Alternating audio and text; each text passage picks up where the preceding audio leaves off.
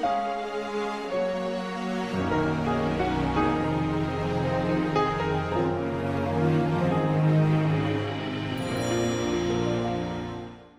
tardes a todos. Buenas tardes. Espero estén muy bien.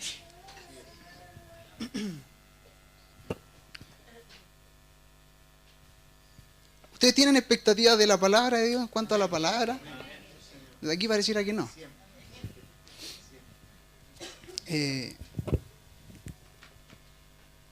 Esta mañana quiero compartirle algo acerca de la palabra, respecto a la palabra. Todos nuestros mensajes, toda nuestra enseñanza, nuestra doctrina es en base a la palabra. Pero hoy quiero hablar específicamente de la palabra. ¿Cómo afecta a nuestra vida la palabra? Y quiero comenzar diciendo que el tiempo que vivimos en Dios debemos aprender a reconocerlo. Debemos aprender a reconocer los tiempos que Dios coloca sobre este mundo. Dios trabaja de muchas formas. Y ha trabajado de muchas formas desde el comienzo, desde la creación, desde el día 1. Y debemos tener entendimiento acerca de esos tiempos que Dios trae a su iglesia. Hemos declarado que estamos viviendo una nueva estación y debemos conocer esa nueva estación.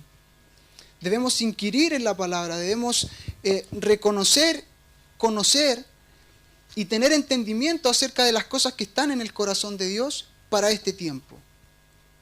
Es una demanda no solamente para los líderes, es una demanda para todos los hijos de Dios.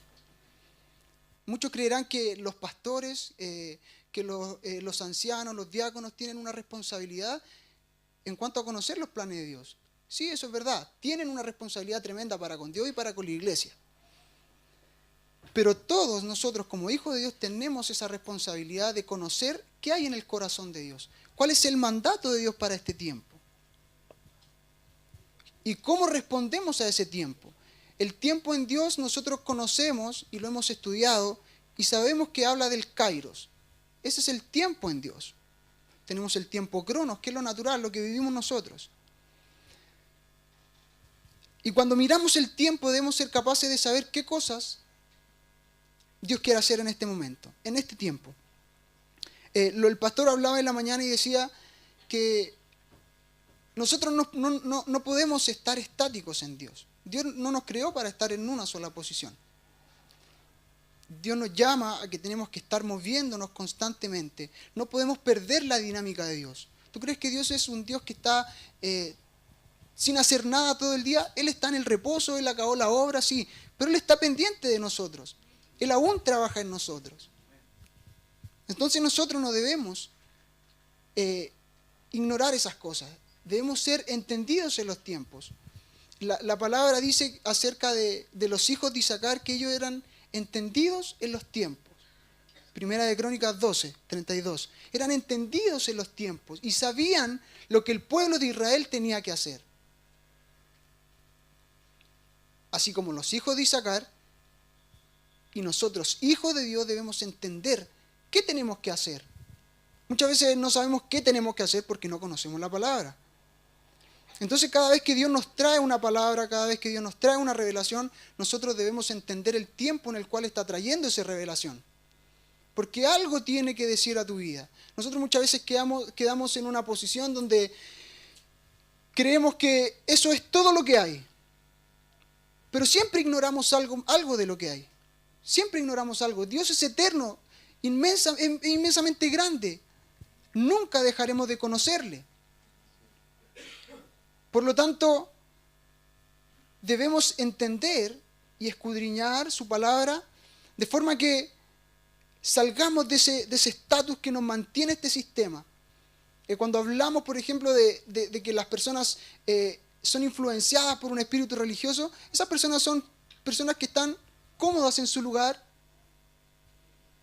que aceptan o rechazan una palabra y que les gusta su estado de confort. Pero Dios trabaja ¿cómo?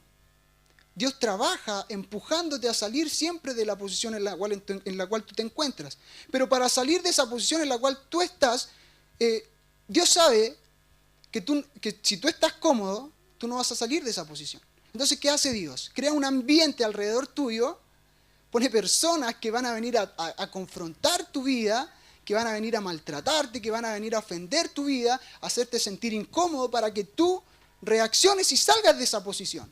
Israel, cuando estaba esclavo en Egipto, Israel no salió porque Israel quería salir, o Dios lo sacó porque simplemente quería sacarlos.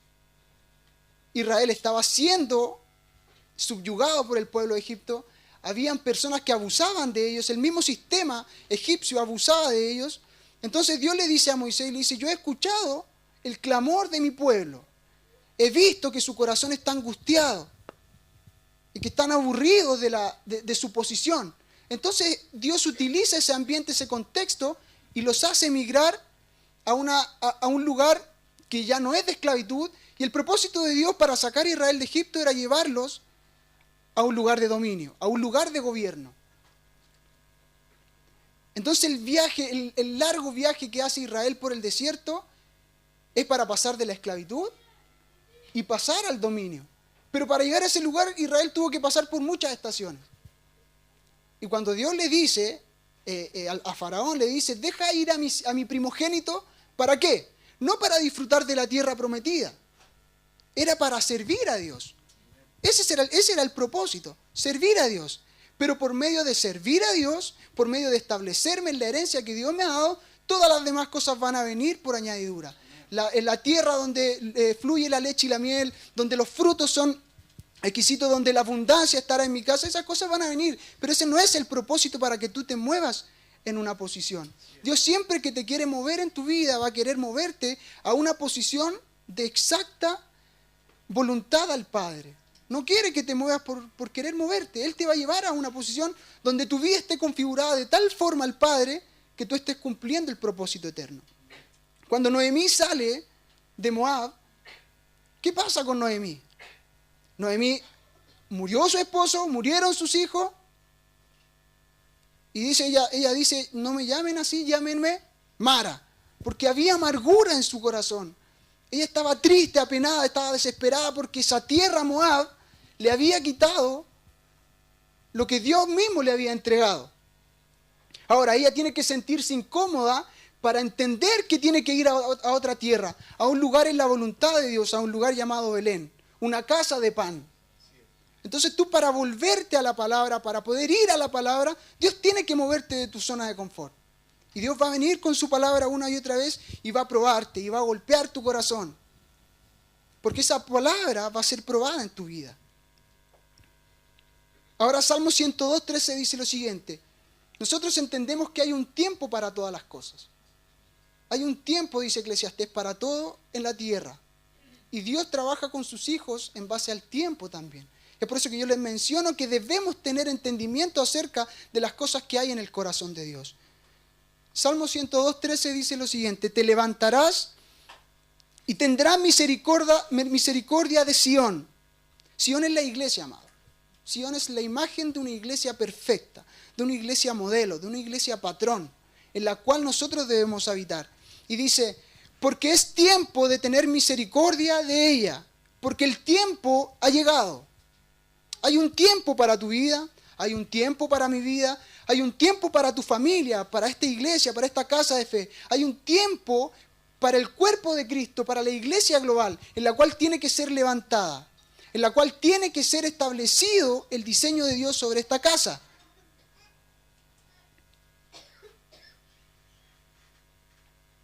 Entonces el tiempo establecido es un tiempo fijado por Dios. Es lo que conocemos como el Kairos. Y ustedes, si recuerdan o van a las Escrituras, Dios instituye fiestas para Israel. Y cuando instituye estas fiestas para Israel, no podían ser en cualquier tiempo que el pueblo quisiera. Tenían que ser en un tiempo determinado en el año. Por lo tanto, el pueblo durante toda una temporada se preparaba para esa fiesta. Y el pueblo entendía que la fiesta no era que solamente la cabeza del hogar iba a celebrar fiesta a Jerusalén, sino que preparaba su casa, su familia, sus hijos, sus hermanos, y subían como clanes a celebrar fiesta. Pero ellos se preparaban en el tiempo para llegar a un tiempo determinado, para llegar a un tiempo establecido por Dios. Es así como nosotros debemos prepararnos para poder recibir ese tiempo y discernir cuál es el tiempo. Si tú no tienes una relación con Dios, si tú no conoces el corazón de Dios, si tú no tienes una vida en el Espíritu, si tus ojos espirituales y tu discernimiento no está entrenado, jamás vamos a poder ver las cosas de Dios. El tiempo y el cairo de Dios va a pasar por al lado de nosotros y nosotros no nos vamos a dar ni cuenta. Es lo que Dios ha estado haciendo este último tiempo a través de la Reforma, de lo que nosotros conocemos esta nueva estación acerca de lo apostólico. Todo lo apostólico tiene que ver con analizar los tiempos, con ver cuál es el fundamento, la raíz de las cosas. Pero debemos conocerlo, teniendo una intimidad con nuestro Padre.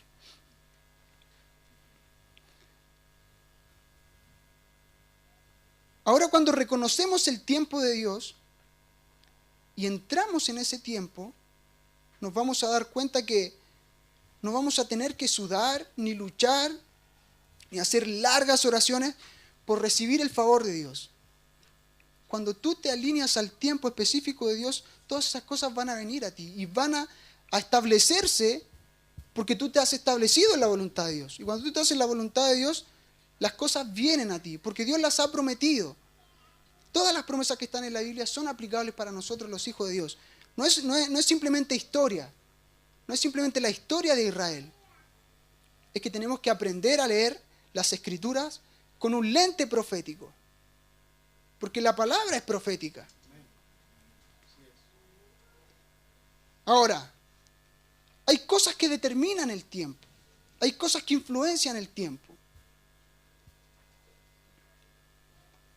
Y una de las cosas que afecta el tiempo natural, por ejemplo, lo terrenal, lo que nosotros podemos ver, es que la luz influencia el tiempo. Determina cosas en el tiempo natural. Nosotros comemos de día, trabajamos de día, hacemos nuestras cosas durante el día. Las flores, las plantas, los frutos crecen a través de la luz del día. Entonces entendemos que la luz va a determinar un tiempo. Y cuando nosotros hablamos del concepto de luz en nuestra vida espiritual, estamos haciendo alusión simplemente a la palabra de Dios. Según Juan 1, ¿cierto? Habla acerca de que en Él estaba la vida, y la vida era la luz de los hombres, y por cuanto Él era la palabra y se encarnó, Él vino a ser la luz. Nosotros somos luz. Y por cuanto somos luz tenemos que iluminar. Entonces por eso que la luz es importante, porque determina un tiempo.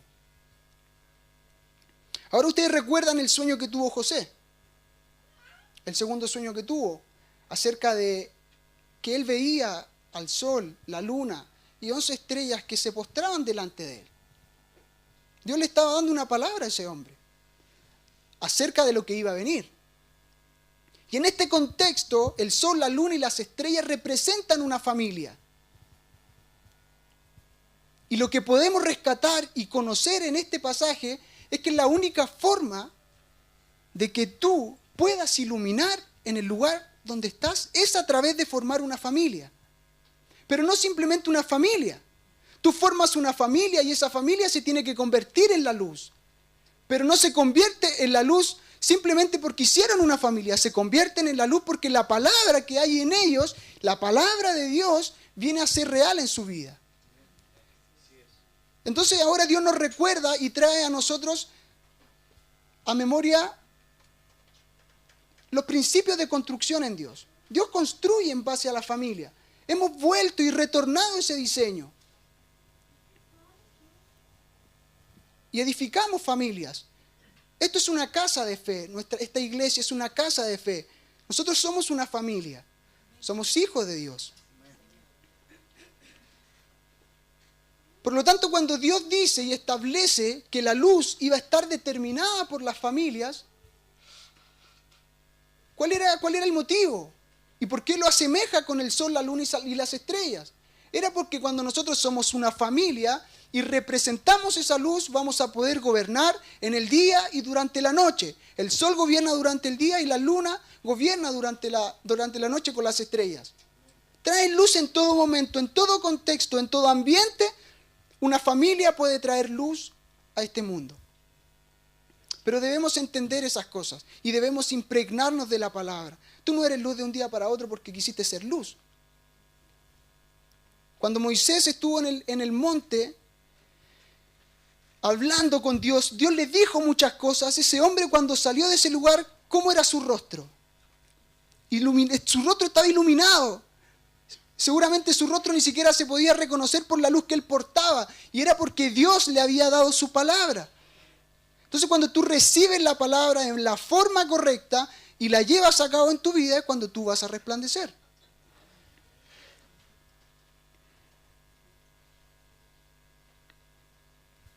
Gobernaremos porque nuestras familias se convierten en una luz para el mundo.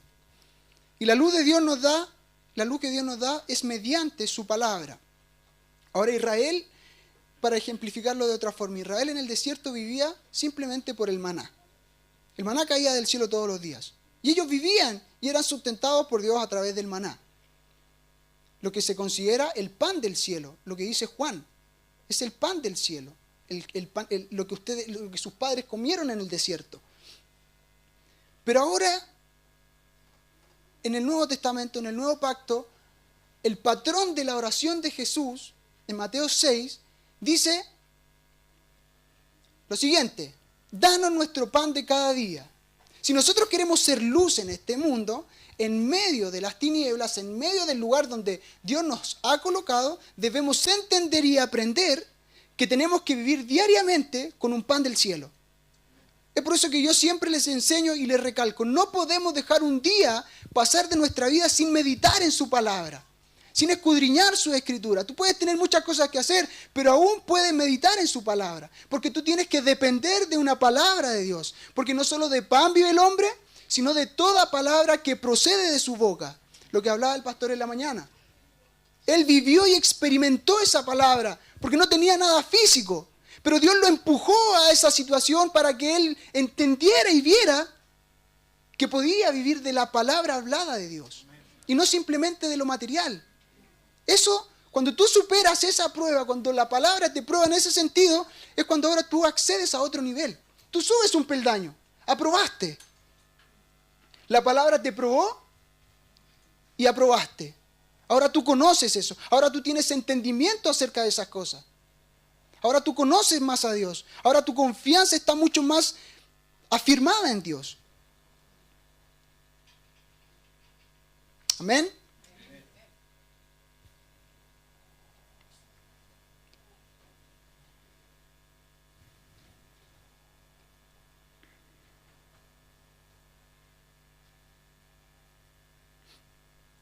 La palabra de Dios es esa luz que brillará en cualquier circunstancia.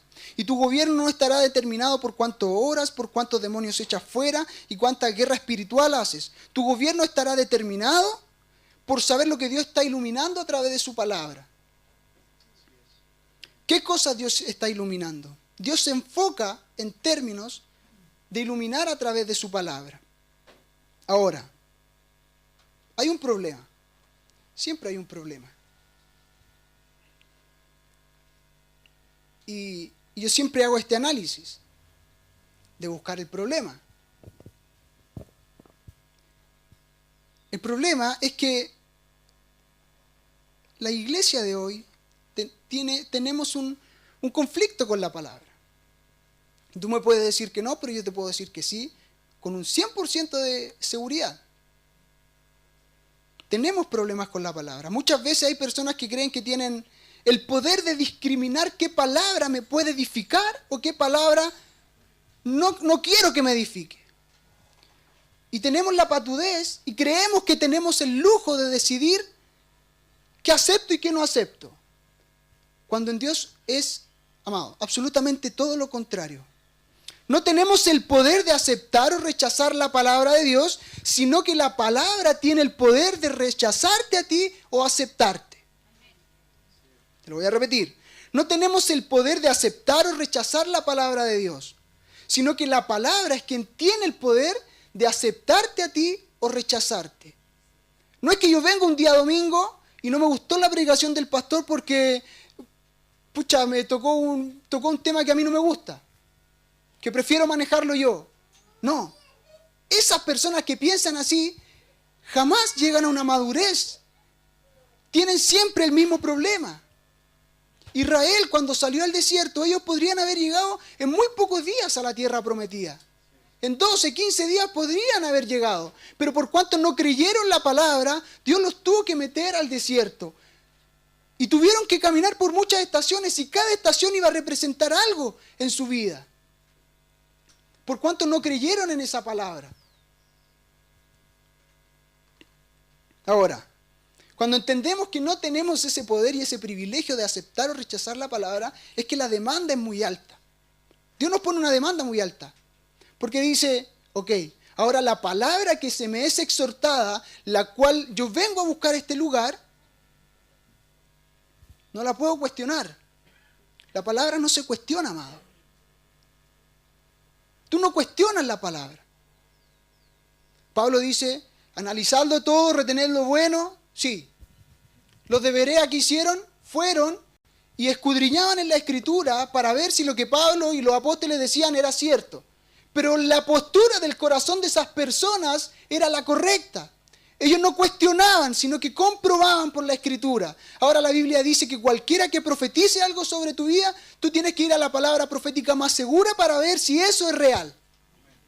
Por lo tanto, tú no cuestionas. Tú aceptas la palabra viene y te prueba. Y tú puedes aprobar o ser rechazado por esa palabra. Tú no tienes el poder para aceptar o rechazar una palabra. Eso sería demasiado egocéntrico de nuestra parte. Somos hijos de Dios, somos la creación, somos los más importantes para Dios.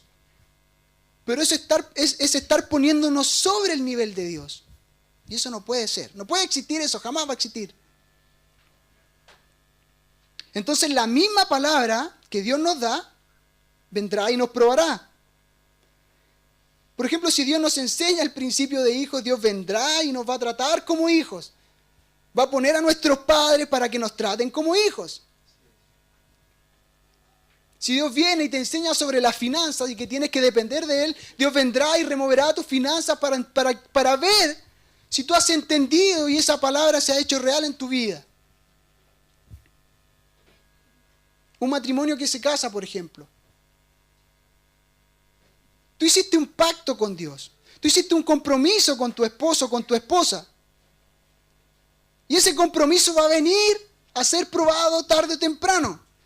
Si no ha sido probado, prepárate porque vendrá a ser probado. Y no es que tu esposo o tu esposa esté siendo un instrumento del diablo o esté poseído, no. Tu matrimonio y tu compromiso estará siendo probado por Dios. Porque la palabra que tú dijiste vendrá a ser probada por la misma palabra de Dios. Ahora, Job, cuando Dios le dice a Satanás, ¿no has visto, no has considerado a mi siervo Job, un hombre perfecto, íntegro?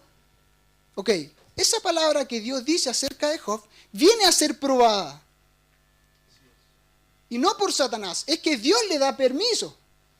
Si Satanás no puede hacer nada que Dios no le permita. Por lo tanto, Job vino a ser probado en la perfección que Dios había ostentado de él. Moisés vino a ser probado en el desierto, siendo el hombre más manso. Vino a ser probada su mansedumbre. Su paciencia vino a ser probada. Ahora nosotros decimos, nosotros nos convertimos en un pueblo inofendible. Yo te digo, Dios va a poner gente a tu lado que te va a ofender constantemente. Día tras día va a venir y te va a ofender. Vas a encontrar a gente inepta a tu alrededor, gente que no hace las cosas bien porque Dios va a tratar tu carácter. Porque Dios va a comprobar si Cristo está formado en tu vida. O si aún tienes la vieja naturaleza, la naturaleza de Adán, que se enoja. Ahora, tú no puedes venir a una persona y motivar a esa persona que empieza a murmurar o a crear un chisme de alguien. Tú no puedes llevarlo o moverlo a eso si la murmuración y el chisme no está dentro de esa persona. Tú no puedes pelear con alguien si la pelea no está dentro de esa persona. Es por eso que la palabra nos viene a confrontar y nos viene a decir y nos muestra como un espejo Y viene a buscar si Cristo está formado en ti. Y muchas veces vemos que Cristo no está formado en nosotros.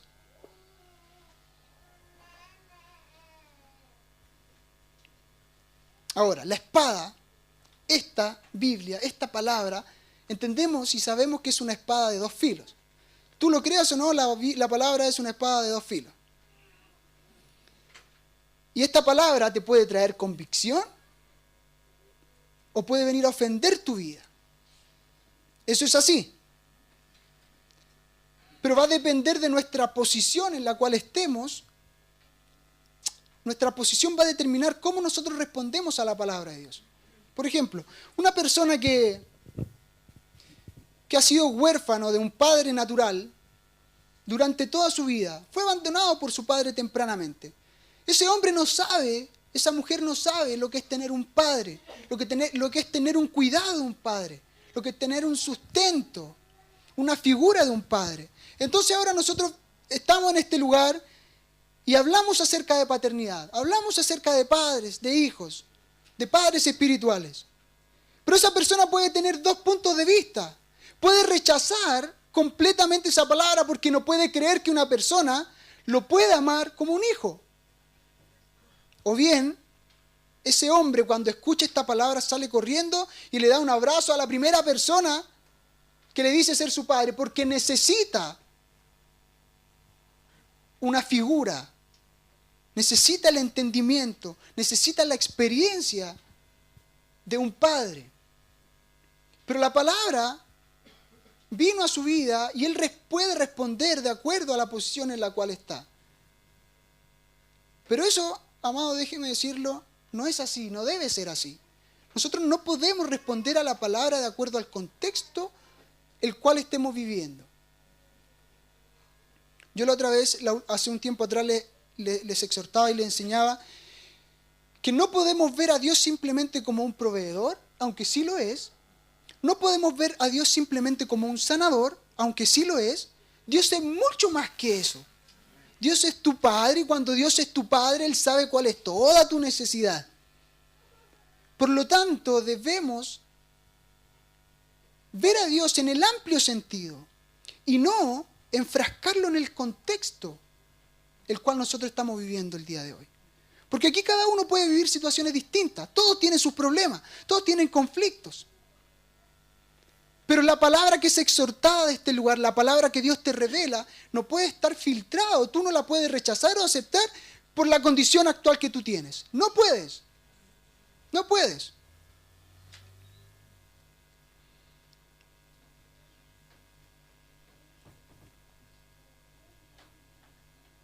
Dependiendo, es por eso que debemos, ser cuidadosos en que la posición en la cual estamos no determine la palabra que se nos da, sino que podamos responder a esa palabra de acuerdo a la verdad, de acuerdo a la palabra.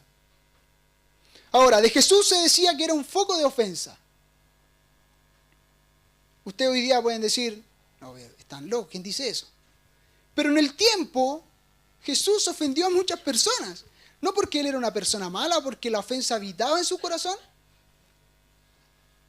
Y es cuando yo les digo que la palabra o te ofende o te trae convicción, porque había muchas personas que estaban con Jesús, que le seguían, que sentían convicción de que este realmente era el Hijo de Dios. Pero otras personas, como los fariseos, los escribas, sentían repudio hacia Jesús, porque él con sus palabras los ofendía cada vez que hablaba la palabra, porque hacían lo contrario de la palabra.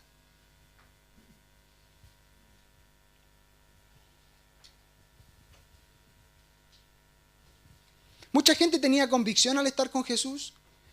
Muchos eran ofendidos también debido a la posición en la cual se encontraban. Y de esta forma respondían a Jesús. Pero ahora, si Cristo está en nosotros, amados, si Cristo está en nosotros, toda imprecisión, toda maldad, toda religión, todo lo que esté en contra de la naturaleza de Dios, va a venir a ser ofendido en tu vida. Va a venir a remover tu vida. Porque tú tienes que sacar esas cosas. Si la palabra viene y trae una ofensa, es porque hay en ti ofensa. Entonces ahora tenemos la respuesta de por qué estas cosas se manifiestan en nuestra vida. En el pasado, escuchamos muchos sermones y muchas prédicas que trataban con la causa, que trataban con el efecto, y el antiguo pacto se trata de eso, de que simplemente se enfocaba en las cosas que tú hacías, simplemente en lo visible. Es por eso que ellos tenían que hacer muchos sacrificios. Amados, ellos tenían que hacer muchos sacrificios. Pero ahora, cuando viene Cristo, viene este nuevo pacto, Dios pone una regla mucho más alta. Dice la palabra que Jesús no vino a abolir la ley, sino que vino a cumplirla. Pero no solamente vino a cumplirla por completo, sino que puso un estándar mucho más alto para el nuevo creyente. La ley decía, no matarás, porque o si no, vendrá juicio sobre ti, un juicio.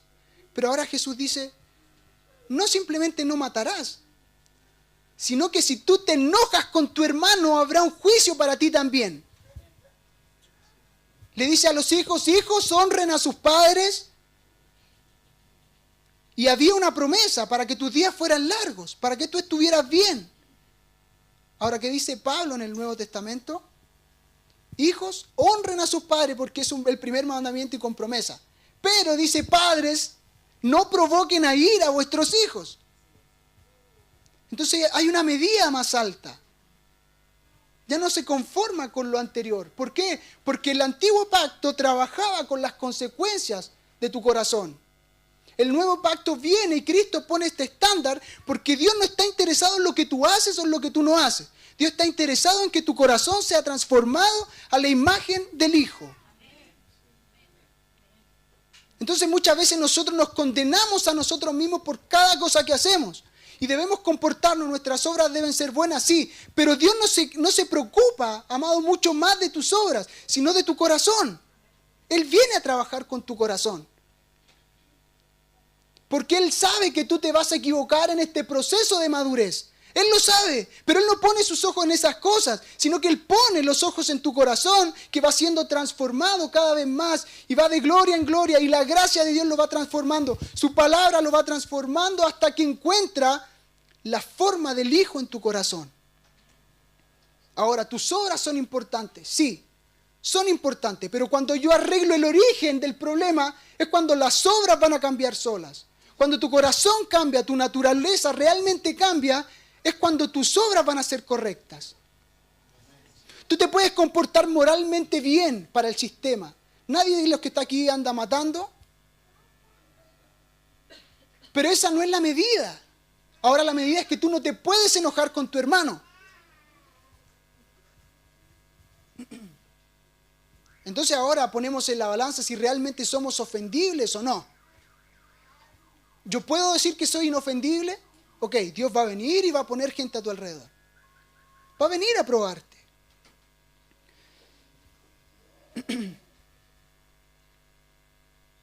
Entonces Cristo viene y trae un nuevo escenario.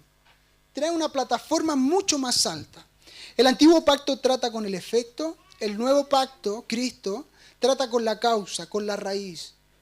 Y de esto se trata lo apostólico, amado.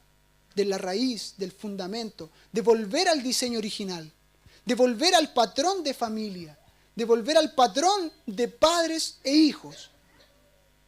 De eso se trata lo apostólico. Nosotros no nos vienen a visitar nuestros apóstoles y no proclamamos y decimos que estamos en una estación apostólica porque está de moda simplemente. Mucha gente lo vivirá como una moda, pero nosotros debemos entender el porqué, debemos tener entendimiento acerca de lo que estamos hablando. Y si yo te digo que estamos viviendo una estación apostólica, es porque todo tiene que venir al diseño original. Absolutamente todo. Y la palabra tiene que tomar la relevancia que siempre tuvo que tener en nuestra vida.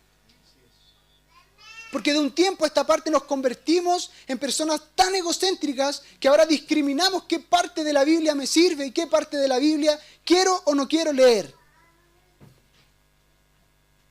Pero cuando estás en esa posición es cuando vas a pasar en el desierto y vas a estar vagando y vagando como pasó el pueblo de Israel por tantas estaciones. Una generación entera murió, tú puedes morir y aún no ver el propósito de Dios en tu vida por cuanto discriminaste la palabra, por cuanto pusiste una traba a la palabra que Dios te estaba diciendo y no la viniste a comprobar con la verdad.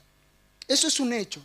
Tú puedes vagar y morir en el desierto sin conocer un ápice de tu propósito, por cuanto rechazaste la palabra de Dios.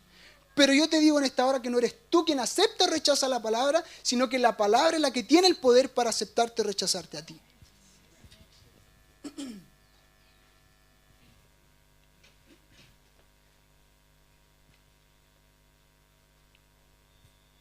Dios está interesado en cambiar tu naturaleza. No solo tu comportamiento. La naturaleza del primer Adán no podía hacer otra cosa que pecar. No había nada más que hacer que en el pecado. Ya hemos dicho esto en alguna ocasión. Tú no puedes reformar al viejo hombre, tú no puedes reformar a Adán. Adán, en tu vida tú tienes que matarlo, liquidarlo por completo para que Cristo venga y habite en ti. Pablo dice en Corintios, he aquí, si tú estás en Cristo y Cristo en ti, todas las cosas son hechas nuevas. Absolutamente todo es hecho nuevo. Las cosas viejas pasaron. No te preocupas de tu pasado. Tú ves tu pasado y ves lo bueno que fue Dios. Y tú tienes un testimonio, pero no vives conforme a ese testimonio, sino que vives por la luz de la palabra, de lo que tú eres hoy día, de tu nueva posición como hijo de Dios. Ahora, es cuando entiendo y veo que mucha gente, y amado, esto yo lo he visto, yo lo he vivido, esto a mí nadie me lo ha contado. Yo lo he vivido, yo lo he visto con mis propios ojos, como gente que se jactaba en un tiempo de las manifestaciones que Dios hacía a través de ellos, amado, expresiones de dones, de milagros, cambiar atmósferas en un lugar, y la presencia de Dios se sentía de tal forma que era impresionante, y Dios se movía a través de ellos, pero se conformaron simplemente con las manifestaciones. No es lo mismo vivir una vida en el Espíritu que vivir por las manifestaciones del Espíritu. Dios quiere que tú vivas una vida en el Espíritu, que es muy distinto. Pero cuando te enfocas en las manifestaciones, lo que yo digo, yo lo he visto. Personas que vivieron todas esas manifestaciones olvidaron el fundamento. Se volvieron vacíos doctrinalmente de la palabra. Se volvieron vacíos. Y lo que hoy puedo ver en ellos, no hay ningún rastro, ninguna sombra de lo que hubo en el pasado. El pastor hacía alusión a esto en la mañana respecto de las iglesias. Yo lo vi exactamente lo mismo. Porque las experiencias no son un fundamento sólido para tu vida. El único fundamento sólido para tu vida viene a través de la palabra. Absolutamente de la palabra, porque si tú tienes la palabra y aceptas la palabra, estás aceptando a Cristo en tu vida. Estás aceptando que Cristo venga a transformar tu corazón.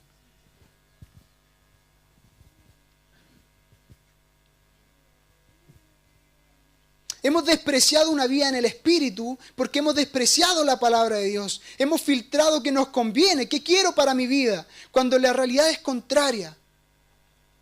No eres tú quien tiene el derecho y el poder para aceptar o rechazar.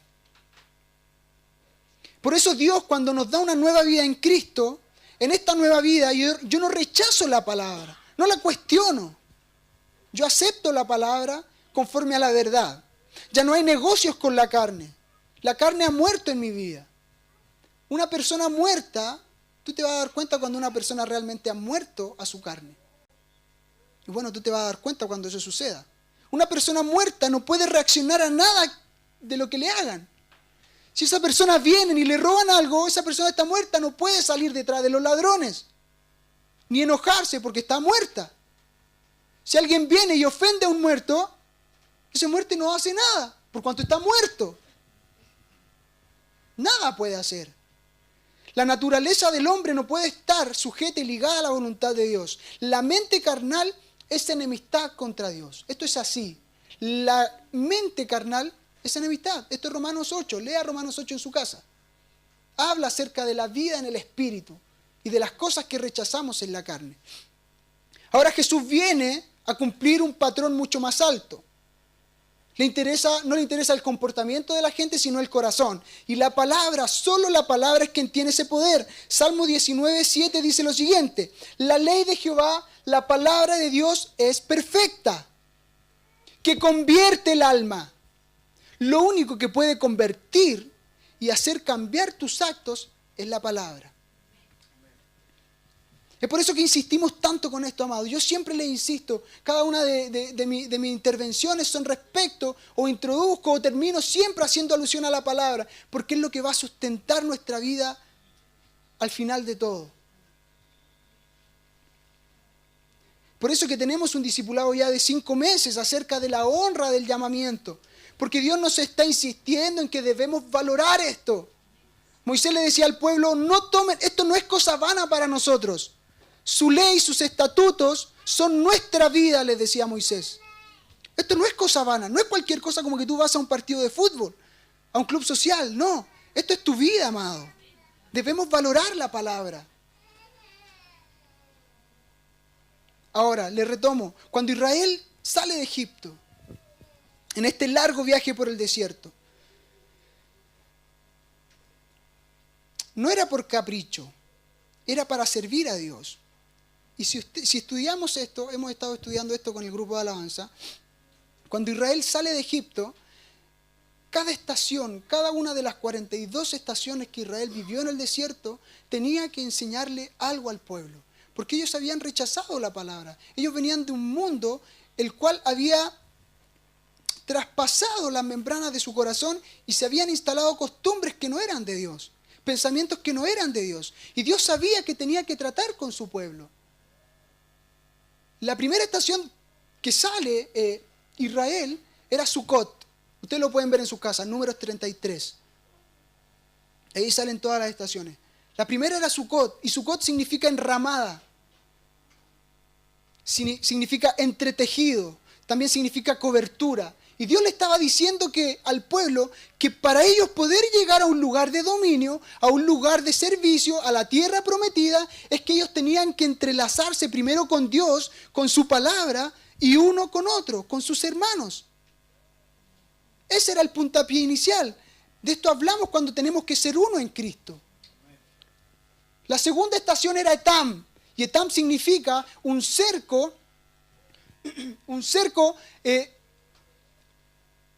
para labrar la tierra.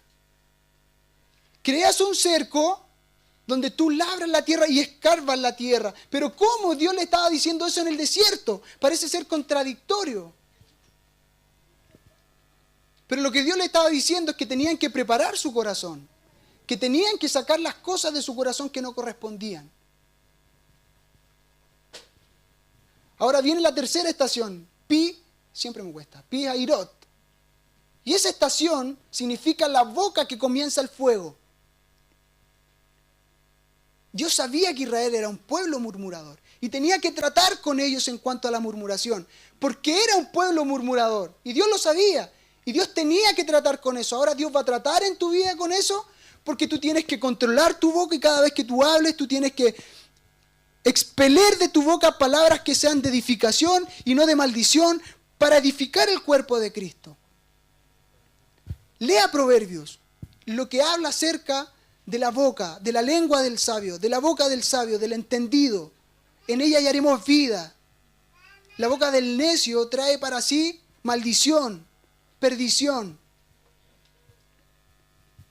Luego vienen a otra estación, Mara, amargura. Dios tiene que tratar con la amargura en tu vida, amado. Y ahora, ¿qué es la amargura? Yo te digo esto, la amargura es el resultado visible patológico de la ofensa en tu vida. Tú no puedes responder con amargura si no estás ofendido. Si viene una persona y te ofende, y tú eres ofendible, es porque ahí se va a incubar la amargura. Es por eso que decimos que no es cosa ligera decir que soy inofendible.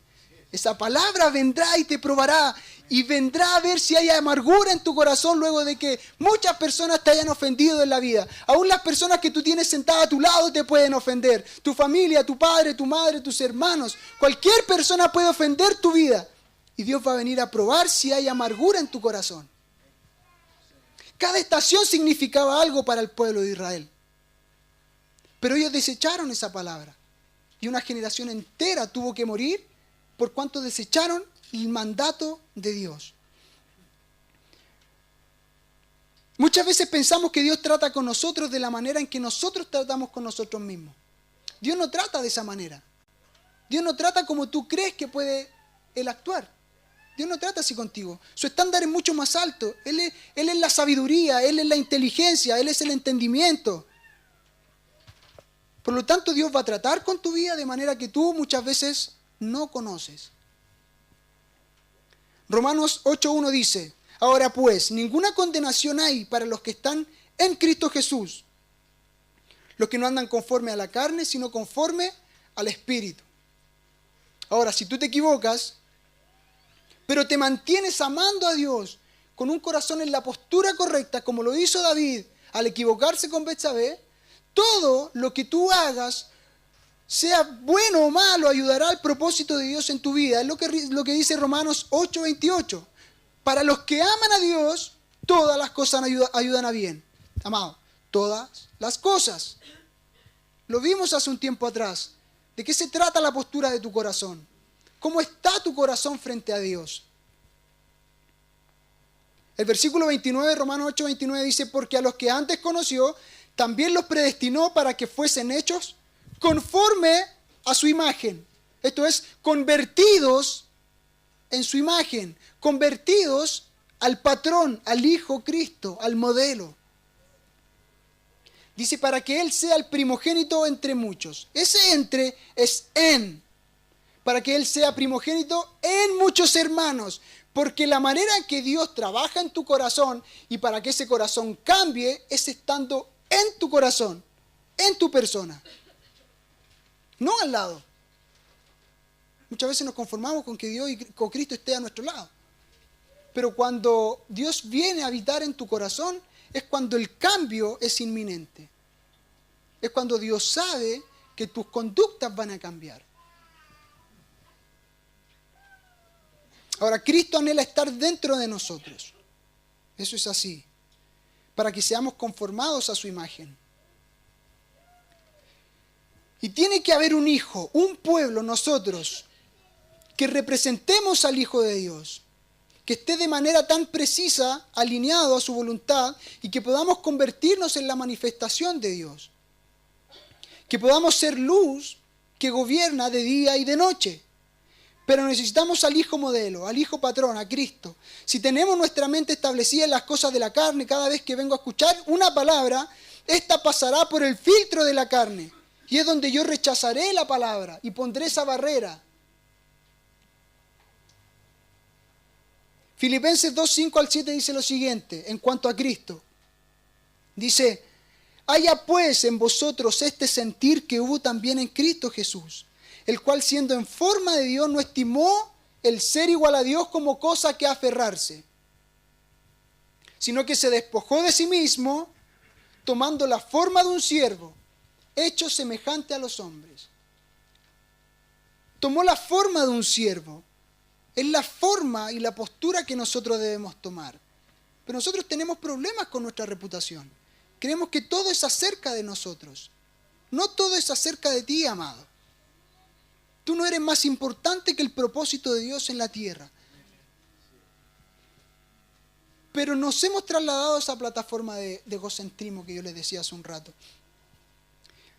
Cristo, teniendo toda la gloria,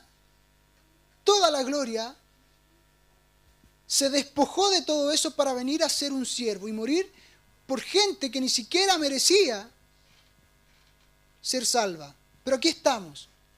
Gracias a su sacrificio, gracias a su postura de un siervo, gracias a su servicio. Amado, Jesús era el Todopoderoso, Jesús en la tierra. Él tenía poder para hacer cosas. La gente le seguía. Sin duda que el imperio romano le tenía miedo. Él pudo haber derrotado a ese imperio. Él hacía milagros, todo el tiempo estaba sirviendo a su comunidad. Él no necesitaba un templo, una iglesia para servir. Él siempre se dedicó al servicio y no utilizó su gracia, sus dones para establecerse en un lugar. Para él le hubiese sido muy fácil. Aun cuando en Hebreos cuando dice, y cuando introduce al primogénito en el mundo, ¿qué dice Dios? Adórenle todos los ángeles. Él tenía toda la adoración, Dios puso toda la adoración en el Hijo. ¿Y qué pasó con esa palabra? ¿Qué pasó con esa expresión? Vino a ser probada después por Satanás. Pero él aprobó porque era un siervo. Él entendía cuál era su posición. Él sabía que no venía para establecer su nombre. Él sabía que venía a reflejar al Padre. Porque él decía, yo no hago nada de lo que no veo hacer a mi Padre. Era un reflejo de Dios. Y Dios sabe, y tú sabes, amado, que nosotros debemos convertirnos en ese reflejo en la tierra. Tú puedes ser el orador más grande del mundo, tus dones pueden ser los más maravillosos, puedes sanar a mucha gente, puedes discernir muchas cosas. Dios te puede usar con poder. Pero si la gente no ve a Cristo formado en tu vida, has sido un fracaso con todas esas cosas. Lo hemos visto en el discipulado. En la honra del llamamiento no es para nosotros, no es para alimentar nuestro orgullo, nuestro ego, nuestra reputación. No, nos hacemos sin reputación para honrar el llamamiento que Dios nos ha entregado. De eso se trata ser hijo, de eso se trata la exacta representación. Y Cristo, amado, pudo haber hecho las más grandes escuelas y los más grandes sermones de liberación de demonios, de sanidades. Él pudo hacer muchas cosas, pero no lo hizo, porque sabía cuál era su propósito. Y aun si tú no conoces tu propósito, sirve en lo que se te ha demandado. Y sé excelente en aquello. Porque Dios traerá luz a tu mente, traerá luz y entendimiento a tu corazón respecto a cuál es el área específica en la que te tienes que desarrollar.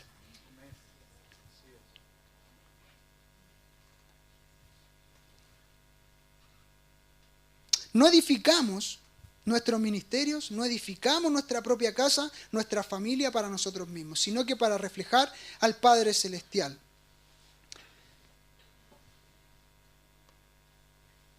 Mire lo que dice Mateo 10:38. Y el que no toma su cruz y sigue en pos de mí, no es digno de mí. ¿Qué significa ser digno? Yo la otra vez le expliqué que es axios, que significa tener el mismo peso que otro, cargar el mismo peso de otro acerca de Dios. Nosotros no éramos dignos cuando Dios no estaba en nuestra vida, cuando Cristo no nos había rescatado. Pero cuando estamos en Cristo debemos convertirnos en gente de peso. Debemos convertirnos en personas, en hijos confiables por Dios, para Dios. Porque si tú no eres un hijo confiable, no eres un hijo maduro, Dios no te va a entregar nada.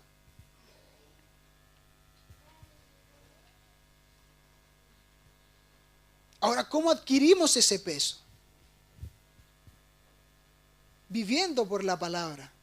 Lo único que puede darte peso en la esfera espiritual es la palabra de Dios transformando tu corazón. Cuando Pedro y Juan estaban ante el concilio, ellos decían, los que les miraban les decían y veían cómo hablaban ellos y sabían que eran hombres sencillos, que eran hombres del vulgo, pero de ellos decían, estas personas han estado con Jesús. Se convirtieron en un reflejo de Jesús, de Cristo, del Hijo modelo. Amado, yo te hago la pregunta, ¿la gente puede decir eso de ti? Ellos han estado con Dios. Ellos son hijos de Dios. Es un estándar sumamente alto. Pero la iglesia debe caminar a eso. La iglesia debe decir, miren cómo se aman. Deben ver la imagen de Cristo en nosotros. Juan 17 dice, la oración de Jesús, dice que ellos sean uno. ¿Para qué? Para que crean que tú me has enviado. Para que la gente crea, tenemos que ser uno, tenemos que ser un cuerpo. En unicidad, en una misma sintonía. Ahora, cuando hablamos de estar en la misma sintonía y ser uno, hay al menos 4 principios que deben establecerse y se establecen a través de la Escritura. Tiene que haber un principio de asociación, de cómo tú te entrelazas con las personas. Tiene que haber un carácter. Tiene que haber un estándar también. De lo contrario, ¿qué logramos? Ustedes pueden leer la historia de Gedeón y van a ver todas estas cosas reflejadas. Hay asociación. Hay 32.000 hombres que tenían que ir a pelear contra los madianitas. De esos 32.000 solamente quedaron 10.000. Porque los que se fueron tenían temor. No tenían carácter. Los 10.000 que quedaron tenían carácter. Después Dios dice, muchas personas hay. Y Él hace otro filtro a través de las aguas. Para ser uno tenemos que estar en la palabra de Dios. Y los 300 que quedaron lograron el estándar porque vencieron. Eso se trata de estar en unidad, estar asociados. Tener la palabra, tener el carácter del Hijo. Jeremías 49:16 dice, debemos tener cuidado con la arrogancia, amado. Dice, tu arrogancia te engañó y la soberbia de tu corazón. Tú que habitas en cavernas de peñas, que tienes la altura del monte. Aunque alces como águila tu nido, de allí te haré descender, dice Jehová. El que piense estar firme, mire que no caiga. Si Dios te ha elevado al más alto nivel en su presencia, es para que tú le des honra y gloria. Porque si no, tu caída, amado, es inminente. Debemos entender que la palabra vendrá constantemente a probarnos para encontrar a Cristo en nosotros. Salmo 105:17 dice lo siguiente. Quiero ir terminando con esto. Está hablando el salmista David acerca de José. Salmo 105:19, del 17 al 19, perdón. Envió un varón delante de ellos, a José, que fue vendido por siervo. Afligieron sus pies con grillos. En cárcel fue puesto su persona. El 19 dice, hasta la hora que se cumplió su palabra, el dicho de Jehová le probó. La Biblia amplificada dice que lo probó y lo evaluó. José tuvo que ser probado y evaluado para cumplir los dos sueños, la palabra que Dios le había entregado. Y lo probó en la cárcel, lo probó en el palacio y con la esposa de Faraón. Lo probó y salió un hombre aprobado. Porque cuando vienen sus hermanos, una postura incorrecta podría haber sido matar a sus hermanos por lo que le hicieron. Haberlos mandado sin alimento y no haber preservado su linaje. Pero la postura del corazón de José fue la correcta, porque había sido un hombre probado, evaluado y aprobado por Dios, porque entendía que él tenía que preservar su linaje. ¿Qué dice Génesis 45:7? Pongámoslo rápidamente. José hablándole a sus hermanos. Y Dios me envió delante de vosotros para preservaros posteridad sobre la tierra y para daros vida por medio de gran liberación. José entendió cuál era su propósito, entendió cuál era el motivo de su prueba. Y ahí es que se cumple que sus hermanos vienen y se postran delante de él. Sus padres vienen y se postran delante de él.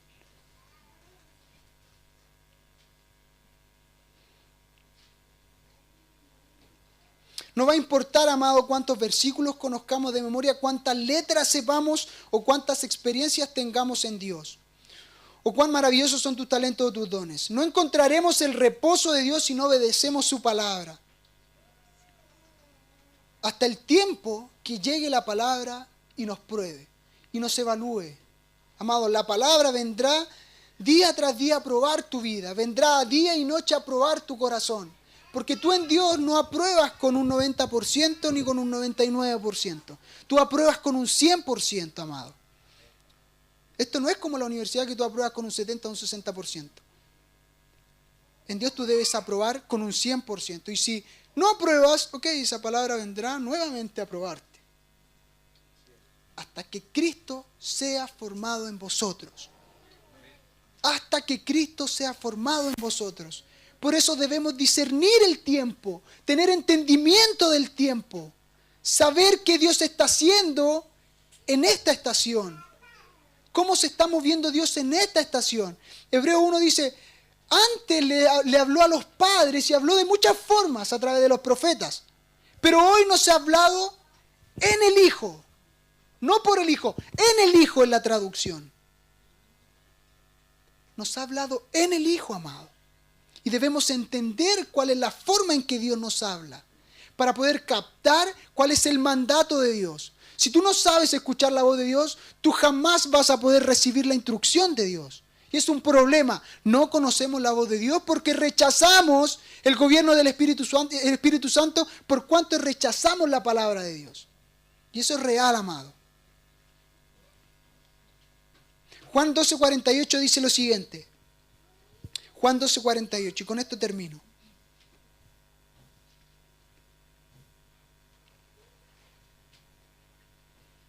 El que me rechaza y no recibe mis palabras, tiene quien le juzgue.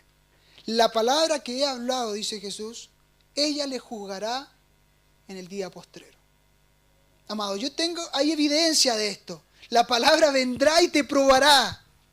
Vendrá a probarte día tras día. Y yo no te estoy metiendo miedo, no quiero que tú salgas tiritón, no. Yo quiero que tú entiendas que tú no tienes el poder para rechazar la palabra, sino que es la palabra quien tiene el poder y el derecho de aceptarte o rechazarte.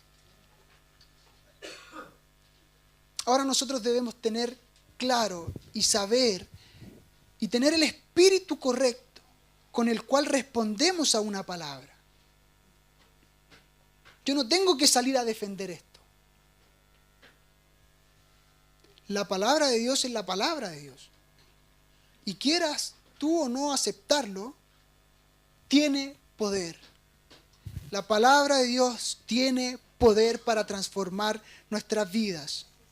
La única forma que Cristo venga por su iglesia es que vea a Cristo reflejado en la iglesia. Dios no puede venir por su iglesia, por su esposa, por su novia. Si la iglesia no se comporta como un cuerpo, Dios no viene a buscar muchas iglesias. Dios viene a buscar a la iglesia. Por eso que trabajamos en unicidad. Trabajamos como un cuerpo. Y no hablo solamente de esta iglesia. Hablo de la iglesia, de esta iglesia local y de la iglesia en la ciudad. ¿Cómo nos relacionamos con otras personas? Con mi hermano que no está acá. Aquí es muy fácil relacionarme con todos ustedes. Pero ¿cómo me relaciono con aquellos que también son parte de esta verdad? No aseguro solo mi salvación, sino que aseguramos que que cuando Cristo venga haya una esposa ataviada, con vestiduras blancas, puras, sin mancha, porque esto agradará al corazón de Dios. Amén.